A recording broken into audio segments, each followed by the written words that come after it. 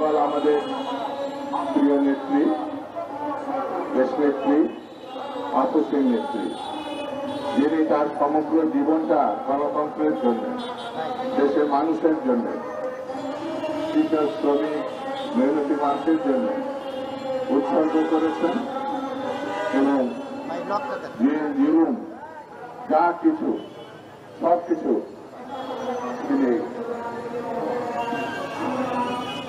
রক্ষা করেন। তিনি এমন কোন বিপদ নেই যেটা পালন করেন। সত্য বিবাহিত গৃহবধূ যখন তিনি পাকিস্তান আমলে, সেই জিয়া রহমান যখন স্বাধীনতার ঘোষণা করেছিল তখন তাকে কারাগারে, পাকিস্তানের কারাগারে রাখা, ক্যান্টনমেন্টের মধ্যে রাখা, বাংলাদেশ স্বাধীন হওয়ার পরে তাকে মুক্তি দেওয়া। তিনি সুদীর্ঘকাল গণতন্ত্রের জন্য লড়াই করেছেন। তিনি তার স্বামী হারিয়েছেন, ঘরে বসে থাকেন। তিনি রাস্তায় নেমে এসে বাংলাদেশ জাতীয়তাবাদী দলকে দীর্ঘ 9টি বছর লড়াই করেছেন।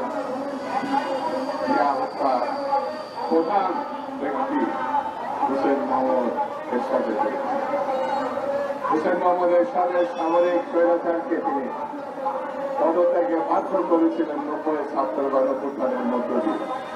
সরকারি ছাত্র গণঅভ্যুত্থানে যারা সুপার চালাচ্ছিলেন তারা দেশনেত্রী বেগম খালেদা জিয়াকেই নেত্রী মেনেছিল। শেখ হাসিনাকে, শেখ হাসিনা আপোষ করতে চেয়েছিলেন। এখানে হাবিবুর রহমান হাবিব যখন বাংলাদেশ ছাত্রলীগের প্রেসিডেন্ট ছিল সেই কথাকে এখানে বলেছে। সেই ক্রীড়ায় হাবিব পরে বিএনপিতে দেশনেত্রী বেগম খালেদা জিয়া জয়েন করেছে, এখনো বিএনপি করে।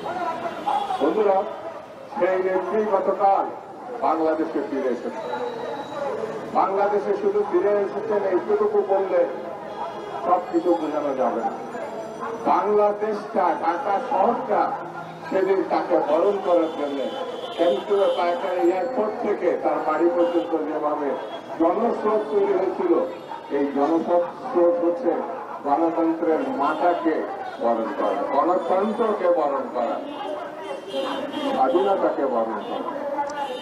এটি যদি বর্তমান সরকার বুঝতে পারে তাহলে সমস্যার খুব দ্রুত সমাধান করে।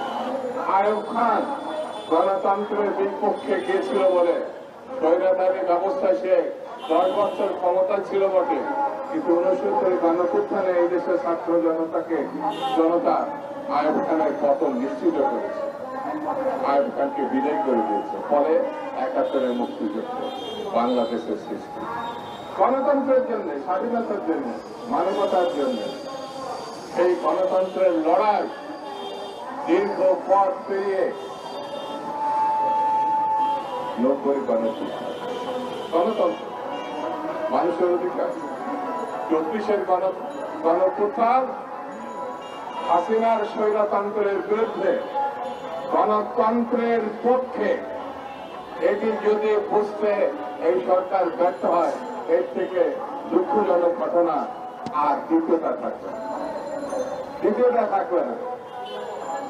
দীর্ঘ 15 বছরের যে লড়াই বেগম খালেদা জিয়ার নেতৃত্বে, এই দেশের বিরোধী রাজনৈতিক দলের নেতৃত্বে, ছাত্র দলের সহ প্রায় 4000, প্রায় 5,000 নেতা কর্মী, বিরোধী দলের বিএনপি এবং ছাত্র দল সহ অন্যান্য সংগঠনের, তারা আত্মহত্যা দিয়েছে, তারা গুম হয়েছে, নিখোঁজ হয়েছে। এটা যদি বর্তমান সরকার না বুঝতে পারেন তাহলে গণতন্ত্রের প্রতি তারা শ্রদ্ধাশীল, গণ আন্দোলনের প্রতি শ্রদ্ধাশীল, গণ অভ্যুত্থানের প্রতি শ্রদ্ধাশীল, এটি বলা যাবে।